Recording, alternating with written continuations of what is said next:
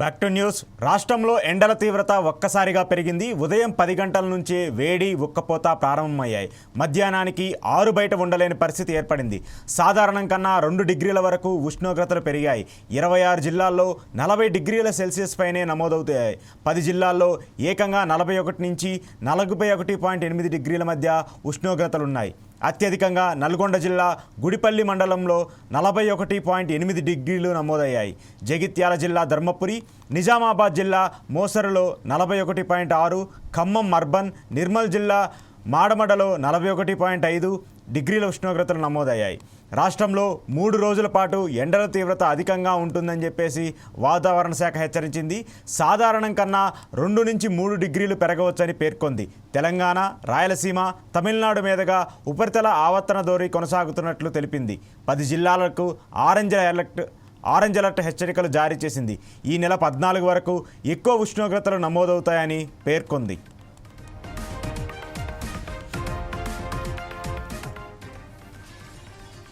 తెలంగాణలో ఎండలు దంచి కొడుతున్నాయి. ఉదయం 8 దాటితే చాలు బయటికి రావాలంటే బానుడి బగబగలకు ఉక్కిరిబిక్కిరైపోతున్నారు ప్రజలు. ఇక ఉదయం 10 తర్వాత రహదారులు నిర్మానుష్యంగా మారుతున్నాయి. హైదరాబాద్ నగరంతో పాటు చాలా పట్టణాల్లో ఇలాంటి పరిస్థితే కనిపిస్తుంది. ఇక తీవ్రమైన ఎండలకు తోడు ఉక్కపోతతో ప్రజలు అల్లాడిపోతున్నారు.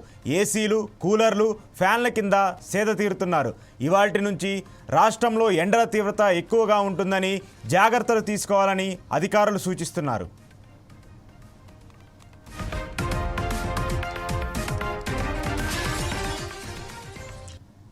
రానున్న 2 రోజుల్లో రాష్ట్ర వ్యాప్తంగా ఉష్ణోగ్రతలు 2 నుంచి 3 డిగ్రీలు పెరుగుతాయని హైదరాబాద్ వాతావరణ శాఖ తెలియజేసింది. గతంతో పోలిస్తే అన్ని జిల్లాల్లో అధిక ఉష్ణోగ్రతలు నమోదయ్యాయని వెల్లడించింది. పెరుగుతున్న ఉష్ణోగ్రతలు, తీవ్రమైన వడగాల్పుల నేపథ్యంలో ప్రజలు అప్రమత్తంగా ఉండాలని హెచ్చరించింది. ఎండలో శరీరం నుంచి చెమట రూపంలో నీరు, లవణాలు బయటికి పోతాయని, కాబట్టి దాహం వేయకపోయినా తరచూ నీరు తాగుతూ ఉండాలని అధికారులు చెప్తున్నారు. మంచినీటితో పాటు కొబ్బరి నీళ్లు, మజ్జిగ, నిమ్మరసం వంటివి తీసుకోవటం వల్ల శరీరానికి అవసరమైన ఎలక్ట్రోలైట్స్ అందుతాయని పేర్కొన్నారు. చక్కెర శాతం ఎక్కువగా ఉండే శీతల పానీయాలు, కెఫిన్ అధికంగా ఉండే కాఫీ, టీలకు దూరంగా ఉండాలని సూచించారు.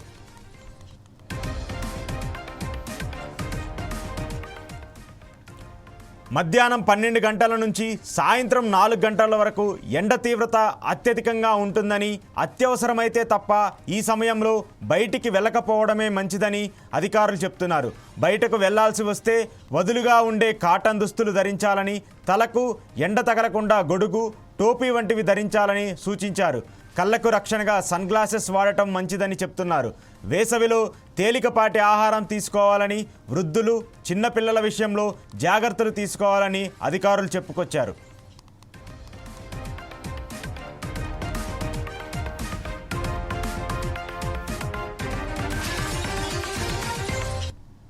ఇక ఇటు ఏపీలో భిన్న వాతావరణ పరిస్థితులు కనిపిస్తున్నాయి. ఒకవైపు రాయలసీమలో ఎండలు మండిపోతుండగా మరోవైపు కోస్తా జిల్లాలో అకాల వర్షాలు కురుస్తున్నాయి.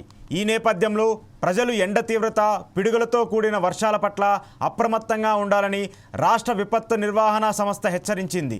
తెలంగాణ, రాయలసీమ, ఇతర తమిళనాడు మీదుగా ఉన్నటువంటి మన్నార్ వరకు ద్రోణి కొనసాగుతుందని, దీని ప్రభావంతో కాకినాడ, కోనసీమ, తూర్పుగోదావరి జిల్లాల్లో అక్కడక్కడ పిడుగులతో కూడిన తేలికపాటి నుంచి మోస్తారు వర్షాలు కురిసే అవకాశం ఉందని వెల్లడించారు.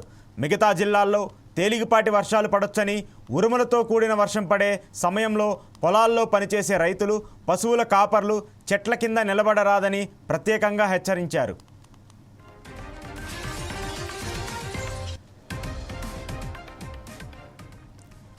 మరోవైపు రాయలసీమ జిల్లాలో ఎండల ప్రభావం అధికంగా ఉంటుందని రాష్ట్ర విపత్తుల నిర్వహణ సంస్థ ఎండీ ప్రఖర్ జైన్ తెలిపారు. ఎండ తీవ్రత, ఉక్కపోత నుంచి ప్రజలు తగిన జాగ్రత్తలు తీసుకోవాలని సూచించారు. పల్నాడు జిల్లా క్రోసూరు, తిరుపతి జిల్లా వరదాయపాలెంలో అత్యధికంగా 42.2 డిగ్రీల సెల్సియస్ ఉష్ణోగ్రత నమోదైంది. అదేవిధంగా చిత్తూరు, నంద్యాల, కడప, అనంతపురం, కర్నూలు, ప్రకాశం జిల్లాలలోని పలు ప్రాంతాల్లో 41 డిగ్రీలకు పైగా గరిష్ట ఉష్ణోగ్రతలు రికార్డయ్యాయని ఆయన వివరించారు.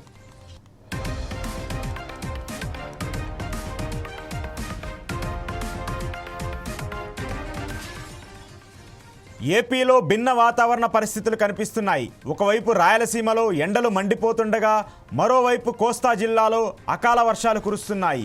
ఈ నేపథ్యంలో ప్రజలు ఎండ తీవ్రత, పిడుగులతో కూడిన వర్షాల పట్ల అప్రమత్తంగా ఉండాలని రాష్ట్ర విపత్తుల నిర్వహణ సంస్థ హెచ్చరించింది.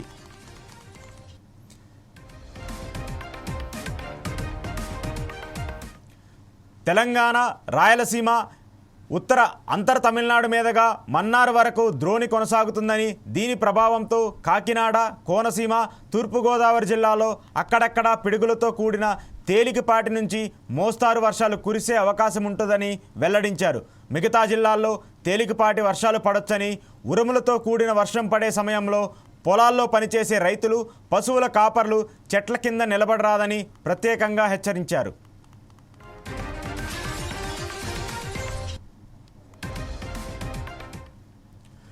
మరోవైపు రాయలసీమ జిల్లాల్లో ఎండల ప్రభావం అధికంగా ఉంటుందని రాష్ట్ర విపత్తుల నిర్వహణ సంస్థ ఎండీ ప్రఖర్ జైన్ తెలిపారు.